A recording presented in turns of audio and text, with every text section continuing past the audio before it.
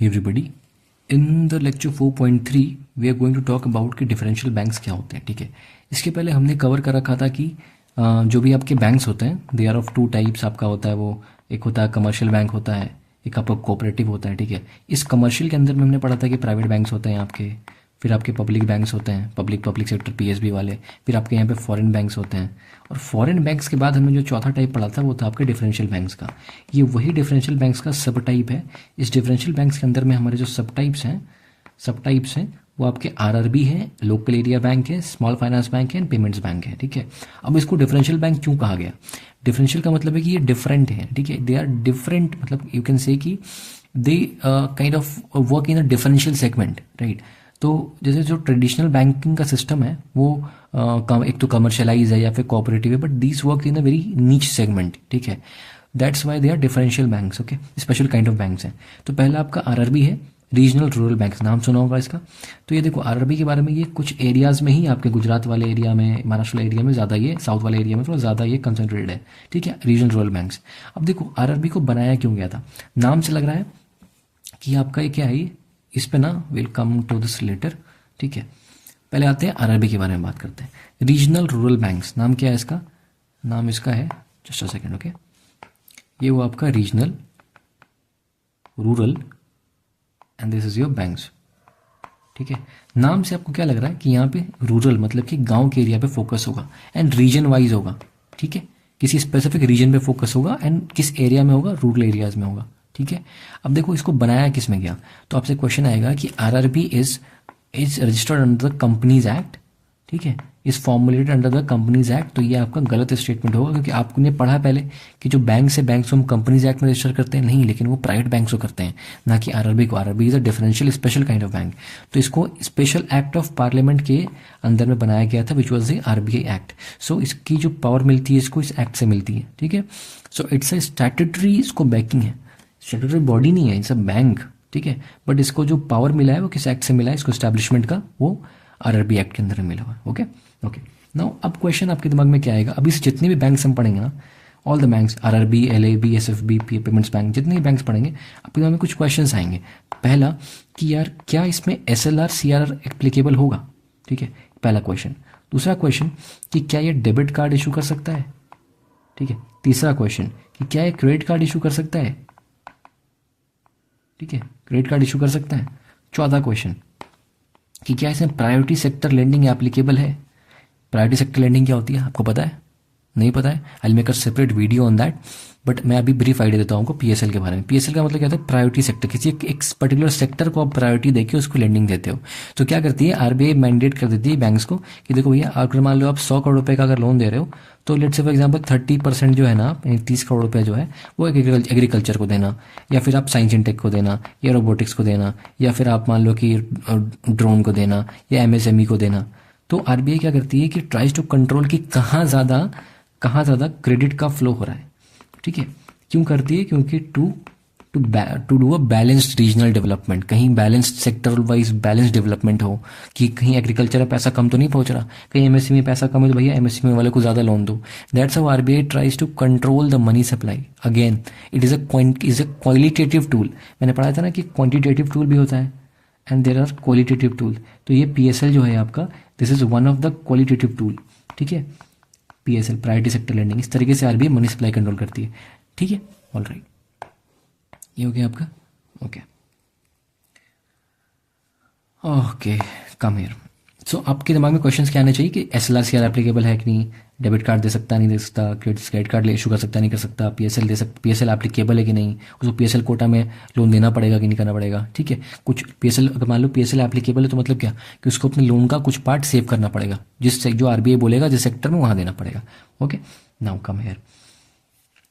तो इस पे एसएलआर सीआरआर एप्लीकेबल है, बिल्कुल एप्लीकेबल। मैंने कहा कि इंडिया के हर बैंक पे जो भी बैंक लेंडिंग एक्टिविटी डिपॉजिट लेती है, देती है लोन को, उस पर एसएलआर सीआर जो एप्लीकेबल होना ही होना है। ओके, अब देखो पीएसएल एप्लीकेबल है कि नहीं? पीएसएल एप्लीकेबल है, बिल्कुल एप्लीकेबल है, and it is 75%। Very very important question for your prelims कि आरआरबी पे 75% PSL एप्लीकेबल है। इसके पीछे का लॉजिक क्या है कि इतना ज़्यादा इसको क्यों प्रायोरिटाइज करना पड़ रहा है? क्योंकि यार नाम ही इसका है कि रूरल डेवलपमेंट के लिए रीजनल रूरल बैंक्स है, तो इसीलिए इसको PSL ज़्यादा फॉलो करना पड़ता है। किसी एक प्रायोरिटी में आप एग्रीकल्चर में ही लोन दो ना, MSC में कोई लोन दो ना, इसलिए इनको RBI क्या करती है, सबसे ज़्यादा मेंटेन रखती है कि 75% जो है ना आपको प्रायोरिटी सेक्टर को ही, उस सेक्टर जो ऐसे सेक्टर जो कि प्रायोरिटी में है, इनको लोन दो पहले, इसके बाद बाकी लोगों को लोन दो। मतलब कि अगर मान लो आपको 100 करोड़ रुपये किसी को लोन देना है, किसी RRB को, तो उसका वो 75 करोड़ जो है ये इसको जो उन सेक्टर को देना पड़ेगा जो कि प्रायोरिटी सेक्टर के लिस्ट में आते हैं। बाकी का जो 25 करोड़ है वो जिसको चाहे उसको दे सकती है। ओके, अब सवाल ये आएगा आपके, एक क्वेश्चन यहाँ पे और ऐड करना होगा आपको। यहाँ पे देखो कि इसका बॉस कौन है, हु रेगुलेट्स इट, ठीक है, हु रेगुलेट्स इट। तो बॉस कौन है, बॉस का मतलब रेगुलेटर कौन है, कौन उसकी देखभाल करता है, कैसे कौन कंट्रोल करता है, तो वो करती है RBI एंड नाबार्ड, दोनों ज्वाइंटली करती है। आपको ये नहीं कहना है कि यार क्वेश्चन आएगा तो कंफ्यूज हो जाओगे कि नाबार्ड ओनली, आपको लगेगा यार नाबार्ड तो रूरल डेवलपमेंट का बैंक है तो नाबार्ड ही करता होगा, इसके नाम में रूरल है उसके नाम में रूरल है, बट सिर्फ नाबार्ड नहीं करता, RBI के साथ नाबार्ड मिलकर करता है। अब क्वेश्चन आएगा एग्जाम में कि it is done by RBI only, तो आपको मैं चलो RBI तो सबको करता है, इसको भी करता होगा, बट यहाँ पर एक एक्सेप्शन है कि नहीं, RBI अकेले नहीं करती, नाबार्ड के साथ करती है। तो ये ध्यान रखेंगे एकदम अच्छे से, it's very very important question for prelims कि नाबार्ड के साथ RBI, MCQ यहाँ से आपका, सॉरी MCQ यहाँ से आपका बन जाएगा। Alright, okay, now again a very important question, RBI हर एक सेक्टर, जहाँ हर एक लाइन जो मैं बोल रहा हूँ ना वहाँ से क्वेश्चन MCQ बनेगा आपका, ठीक है। ओनरशिप कौन है, मतलब कि RRB को ओन कौन करता है, तो इसमें ना ये लोग मिल के ओन करते हैं। 50% किसी RRB का शेयर सेंटर ओन करता है, 15% स्टेट ओन करता है, 35% जो है वो स्पॉन्सर बैंक करता है। स्पॉन्सर बैंक का मतलब क्या है, let's say for example SBI आती है, SBI बोलती है कि चलो इस एरिया का जो RRB है ना, पर्टिकुलर से RRB X, इस RRB X को SBI स्पॉन्सर कर रही है, तो इस RBI X को मान लिया कि RRB X करके कोई बैंक है, इसको 35% जो है मान लो SBI ने कहा कि मैं स्पॉन्सर करूंगा, ठीक है। ज्वाइंटली स्पॉन्सर भी हो सकता है, मतलब मान लो कि SBI बोले कि 25% SBI ओन करेगा और 10% जो है वो पंजाब नेशनल बैंक करेगा, ठीक है। तो 35% यहाँ कोटा पूरा हो गया। अब 15% जिस स्टेट में होगा वो स्टेट उसको स्पॉन्सर करेगा, उसको पैसा देगा, एंड ठीक है उसको सॉरी स्टेट उसको कंट्रोल करेगी, एंड जो 50% है वो सेंटर कंट्रोल करेगी, ठीक है। तो ये डायनेमिक्स आपको ध्यान रखना है, ये वाला। ओके, एग्जाम में आ जाए कि कंट्रोल ओनली बाय सेंटर, गलत, ठीक है। Ownership owned only by centre, गलत। ओन्ड ओनली बाय स्टेट, गलत। Owned only by sponsored bank, गलत, ठीक है। सब ज्वाइंटली ओन करते हैं। डेटा ये याद रखो ना रखो कोई दिक्कत नहीं है, ऑर्डर ध्यान रख लेना, ठीक है। So this is about your regional rural banks. Now moving ahead, second type था आपका लोकल एरिया बैंक, ठीक है। लोकल एरिया बैंक भी देखो, ये इसके लिए कोई एक्ट नहीं है, सीधा बैंकिंग रेगुलेशन एक्ट के अंदर में आप अप्लाई करो, बैंक स्टैब्लिश करो और आपका लोकल एरिया बैंक बन गया। SLR CR इसको भी करना पड़ेगा, मैंने कहा हर बैंक करना पड़ता है, इसको भी करना पड़ेगा। प्राइवेट सेक्टर, प्राइवेटी सेक्टर लेंडिंग इसके लिए भी एप्लीकेबल है, परसेंटेज कुछ खास इसका दिया हुआ नहीं है, बट हाँ इतना इसके लिए इसको भी रखना पड़ता है। ओके, इसका बॉस सिर्फ RBI है, इसका बॉस नाबार्ड नहीं है, ठीक है। नाबार्ड सिर्फ, ट्रिक याद रखना है, नाबार्ड सिर्फ और सिर्फ जो है आपके सिर्फ और सिर्फ इसका नाबार्ड बॉस है, RRB का बॉस है, ठीक है।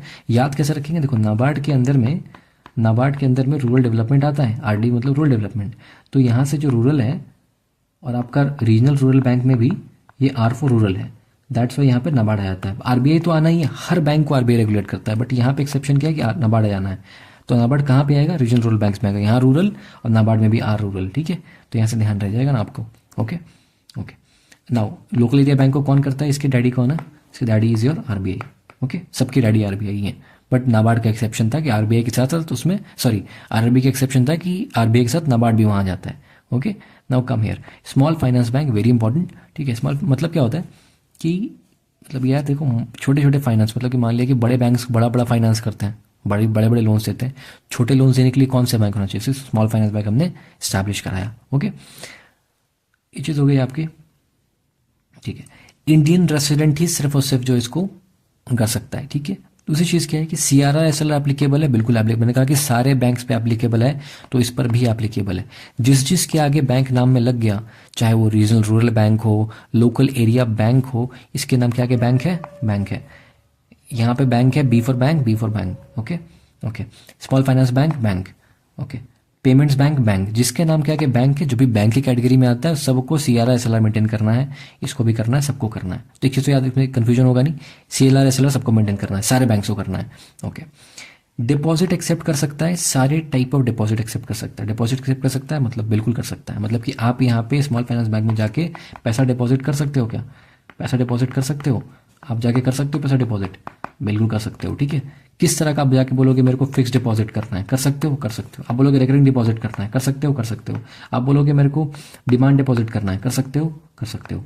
तो ऑल काइंड्स ऑफ डिपॉजिट यहाँ पे आप कर सकते हो। ठीक है, fix deposit, R deposit, NRI deposit, कुछ भी कर सकते हो। ठीक है, all kinds of deposit are accepted. Okay, credit card issue कर सकता है, बिल्कुल इशू कर सकता है। क्या लोन दे सकता है? लोन दे सकता है। अगर लोन दे सकता है तो क्रेडिट कार्ड भी इशू कर सकता है। लोन का मतलब क्या है? क्रेडिट कार्ड का मतलब क्या है कि इस पर लोन मिलता है। ठीक है, डेबिट कार्ड भैया ऑब्वियसली आपने डिपॉजिट किया, डेबिट कार्ड आपको मिल जाएगा। डिपॉजिट किया हुआ आपने, डेबिट कार्ड इसने दे दिया आपने। ठीक है, तो ये डेबिट कार्ड भी दे सकता है आपको, क्रेडिट कार्ड भी दे सकता है, लोन भी दे सकता है। अब भैया लोन देगा तो आरबीआई बोलेगी चलो भैया तुम लोन दे रहे हो, आई विल कंट्रोल कि तुम किसको लोन देना है। तुम जिसको भी लोन दोगे मेरे से पूछ के दोगे, तो तुम्हारे पास प्रायोरिटी सेक्टर लेंडिंग में तुमको पार्टिसिपेट करना पड़ेगा। तुम लोन तो दो, बट जो तुम लोन दे रहे हो, लोन मतलब लेंडिंग जो कर रहे हो आप, इस लेंडिंग का कुछ हिस्सा आप क्या करो, प्रायोरिटी सेक्टर के लिए को ही दो। बाकी जिसको देना है दो, बट कुछ हिस्सा अपने लोन का, लोन मान लो इतना है तो इसका कुछ हिस्सा जो निकाल के आप प्रायोरिटी वाले सेक्टर को ही दो। That's why priority sector lending इसको कहते हैं। ठीक है, तो पीएसएल भी इस पे एप्लीकेबल है। तो मैं आगे ट्रिक बताऊंगा आपको, ठीक है, कि पीएसएल किस पे एप्लीकेबल है। मैं एक सेपरेट वीडियो ही बना दूंगा इसके ऊपर। ठीक है, ओके, बट अभी लास्ट में देख समराइज कर लेंगे हम लोग। तो पीएसएल इस पे भी एप्लीकेबल है। ऑन दी अदर हैंड जब पेमेंट्स बैंक पढ़ेंगे इसमें पीएसएल एप्लीकेबल नहीं है। क्यों नहीं है? क्योंकि लोन ही नहीं दे सकता, पेमेंट्स बैंक लोन नहीं दे सकता। अब जो लोन नहीं देगा तो आरबीआई क्या बोलेगी कि भैया तुम लोन ही नहीं दे रहे हो, तो पीएसएल का क्या कॉन्सेप्ट है? तो प्रायोरिटाइज किस चीज़ को करोगे? जब लेंडिंग नहीं है, प्रायोरिटी सेक्टर लेंडिंग, लेंडिंग देना है तब आरबीआई बोलती है कि प्रायोरिटाइज करो, इसको दो लोन तुम लोन। अभी बोला है कि लोन देंगे ही नहीं, लोन दे ही नहीं सकती है, तो आरबीआई का PSL is absurd concept, PSL is not applicable. पहली चीज़, लोन नहीं दे सकती इसलिए पीएसएल एप्लीकेबल नहीं हो गया। भैया लोन नहीं देगी तो क्रेडिट कार्ड का क्या मतलब है? क्रेडिट कार्ड का मतलब तो यही होता है ना कि किसी भी बैंक ने आपको क्रेडिट कार्ड दिया, मतलब आप उसके नाम पे लोन पे, क्रेडिट पे कुछ चीज़ों को शॉपिंग कर सकते हो, खर्च कर सकते हो। बट यहाँ पे तो लोन ही दे नहीं सकती बैंक। जब लोन नहीं दे तो क्रेडिट कार्ड भी इशू नहीं करेगी। तो रटना नहीं है, समझना है। एक चीज़ ध्यान रखना है कि बस पेमेंट्स बैंक जो है, जैसे आपका पेटीएम पेमेंट्स बैंक है, एयरटेल पेमेंट्स बैंक है, तो ये लोग आपको लोन नहीं दे सकते हैं। अब लोन नहीं देंगे तो पीएसएल का भी कॉन्सेप्ट नहीं, पीएसएल नहीं होगा, और क्रेडिट कार्ड भी नहीं दे पाएंगे आपको क्योंकि लोन नहीं दे पा रहे हैं। ठीक है, डेबिट कार्ड दे पाएंगे क्योंकि डिपॉजिट आप यहाँ पे कर सकते हो। ठीक है, तो debit card, CRR SLR applicable होगा क्योंकि सब पे होता है, मैंने बताया, तो इस पे भी होगा। ठीक है, याद नहीं रखना। ओके, ओनली एक्सेप्ट 2 लाख तक का ही डिपॉजिट एक्सेप्ट करेंगे। मतलब कि ये पेमेंट्स बैंक बहुत छोटे स्केल का बैंक है, it's a very small scale bank.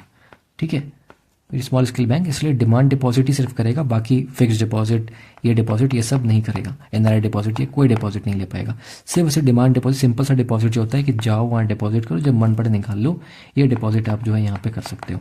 ठीक है, पेमेंट्स बैंक के पास। ठीक है, बस ये काम कर सकते हो। ओके, अब और उसमें भी लिमिट है कि 2 लाख से ज़्यादा आप डिपॉजिट भी नहीं कर सकते। लोन नहीं दे पाएगा इसलिए पीएसएल एप्लीकेबल नहीं है। लोन नहीं देगा तो क्रेडिट कार्ड भी क्यों देगा, और अगर डिपॉजिट लेता है तो डेबिट कार्ड दे सकता है। समझ आ गई बात? पेमेंट्स बैंक के बारे में ये था। ठीक है, सो ये हो गया। नाउ एक मैं बताना चाहूँगा आपको, अब समझो एक चीज़ को यहाँ पे, कि अब यहाँ पे एक चीज़ बताओ कि प्रायोरिटी सेक्टर लेंडिंग जो मेरे पास था, ठीक है, पीएसएल, ये किस पे एप्लीकेबल था? क्या स्मॉल फाइनेंस बैंक में था? क्या रीजनल रूरल बैंक में था? बिल्कुल था। ठीक है, कितने परसेंट का था? 75% का था। ओके, क्या लोकल एरिया बैंक पे था? बिल्कुल था। ठीक है, ये हो गया आपका। क्या पेमेंट्स बैंक पे था? पेमेंट्स बैंक पे नहीं था। तो पीएसएल सिर्फ और सिर्फ पेमेंट्स बैंक में एप्लीकेबल नहीं है, बाकी सब पे है। अब मैं बात करूँ क्रेडिट कार्ड कौन इशू कर पा रहे थे, तो ये क्रेडिट कार्ड लोन दे सकता है, ये भी इशू करेगा, ये भी इशू करेगा, ये भी इशू करेगा, सिर्फ पेमेंट्स बैंक नहीं करेगा। तो पेमेंट्स बैंक ही मोटा मोटा आपका जो है पे एक्सेप्शन निकल के आ रहा है। एक और चीज़ मैं समझाऊंगा आपको यहाँ पे, एग्जाम के लिए इंपॉर्टेंट है, कि जो भी पेमेंट्स बैंक है, this can be converted to small finance bank. ठीक है, ये आपको स्मॉल फाइनेंस बैंक में कन्वर्ट किया जा सकता है। तो एग्जाम में अगर क्वेश्चन है कि पेमेंट्स बैंक को can they be converted to small finance bank, yes they can be. And even आगे जब हम लोग कोऑपरेटिव बैंक पढ़ेंगे तो even cooperative banks can be converted to small finance bank. कुछ क्राइटेरिया होता है बट कन्वर्ट कर सकते हैं। तो एग्जाम में इतना क्राइटेरिया नहीं पूछेगा आपसे, बस ये पूछेगा क्या कन्वर्ट किया जा सकता है, बट येस कन्वर्ट किया जा सकता है। Payments bank can be converted to small finance bank, ध्यान रख लेंगे इतना। ठीक है, तो this is all about your lecture 4.3 banking. So if you really like that then do join us, and telegram पे you will get all the notes there. ठीक है, and all the updates there. So do join us on the Telegram. Okay, till then keep learning, keep hustling, bye bye.